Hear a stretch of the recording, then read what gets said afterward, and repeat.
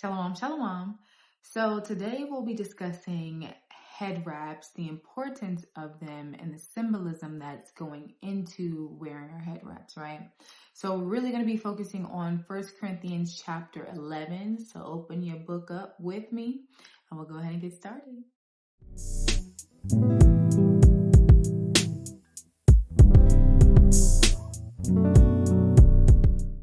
All right, so we're going to start at verse 3, 1 Corinthians chapter 11 and verse 3, which reads, "But I would have you know that the head of every man is Hamashiach, and the head of the woman is the man, and the head of Hamashiach is God."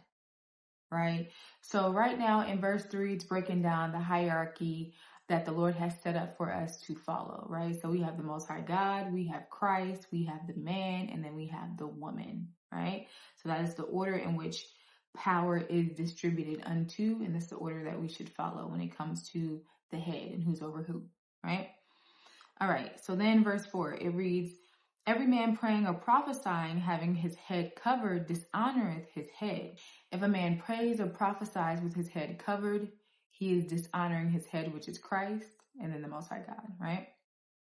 Verse 5, "But every woman that prayeth or prophesieth with her head uncovered, dishonoreth her head, for that is even all one as if she were shaven." Right? So if a woman is praying and prophesying with her head uncovered, it's as if she is bald-headed, right? When you go into that word shaven, it literally means like cut or to have a shaved head. So that was a shame. And it still is, because when you read verse 15, it tells you what the glory of the woman is. Let's jump down to that real quick just to prove all things, right? So in verse 15, "But if a woman have long hair, it is a glory to her, for her hair is given her for a covering."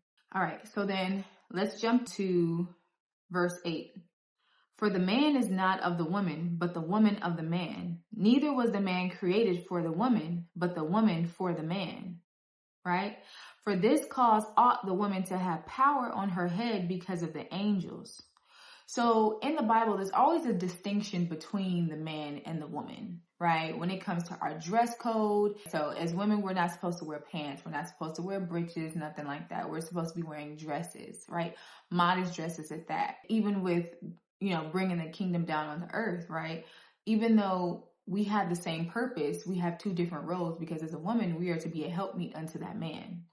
And as a man, he's supposed to bring in fruition the plan that God has through him, the kingdom, right? So he's supposed to execute that. We're supposed to help him with that. So even though we're two distinct beings having the same purpose, we have different roles to play to bring that about. So there's always been a distinction between the two. This is no different when it comes to praying and prophesying, because the Lord has an order and he has set up that order for us to follow, right? So man is supposed to pray to the Father with his head uncovered. Woman is supposed to pray to the Father and prophesy, with her head covered. There's a spirit that hops on you when you're wearing your head wrap, because you are following the laws, right? The law is spiritual. So it puts a spirit of humility. It shows that you want to be in order. It shows that you are not over the man. It shows that you are humbling yourself, following his commandments. You can't just approach the king just willy-nilly, you know what I mean? You can't just talk to him with your head uncovered. Baby, you gotta talk to him. Sometimes you gotta throw a towel on your head real quick. Sometimes you gotta throw a curtain. You understand? Like, you gotta do what you gotta do, but as long as you're keeping that law, baby, you all right? So listen, you had to do it a few times, okay? So if you don't wear your head wrap all the time, you like to have your hair, that's cool. There's no law against that. Just have your hair wrap, real close nearby, like in your pockets of your dress. Dress with pockets will save your life.